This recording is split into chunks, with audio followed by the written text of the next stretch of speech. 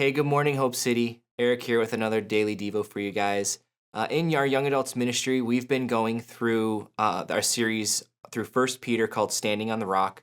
And last night we went over First Peter chapter 4. And I just want to give you a quick overview of what we went through last night. And I'm just going to talk about something that stood out to me while I was doing this study. So what we were looking at in chapter 4 is having a different mindset for a different kingdom, and to see what Peter's talking about and how we are to walk through our life with Christ and have a Christ-like mindset. So some of the things we talked about like 5 practical ways or 5 kind of mindsets to get into when we are looking to walk in that way. And they're just really quick. They were arm yourself. We got to be ready to go, right? With the mind of Christ. We need to arm ourselves with the word. Don't live for a world that is passing away.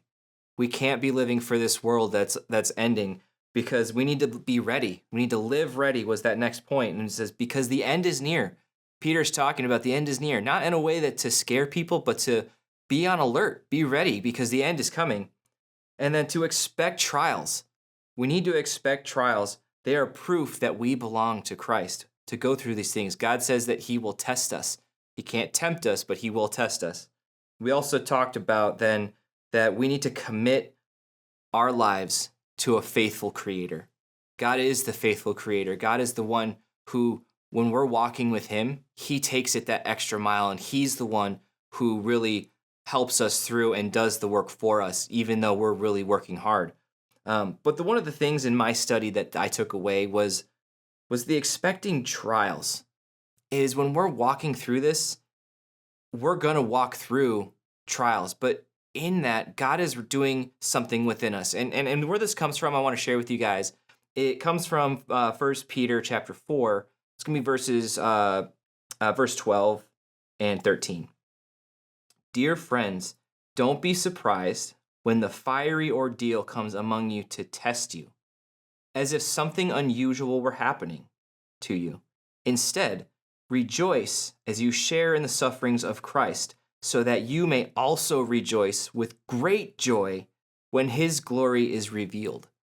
Something that we talked about tonight was there's a refining process that happens as we're walking through this. But Peter's saying, guys, don't be surprised when these trials come, because they're going to.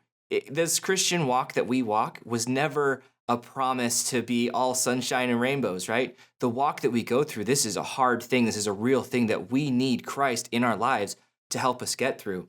And we can't be surprised by it, but instead we need to rejoice. We need to be on fire. We need to be like, God, what are you doing in my life? Because it's so cool to know that when we're going through the fire and we're going through the trial, it's hard to say that. It is so hard to say, this is amazing, because when we're going through it, let's be honest, it's not amazing. But what's happening is God is working on our lives. He's got a hammer and a chisel, and he's banging away at the other areas of our lives. He's allowing those things to be shed from us.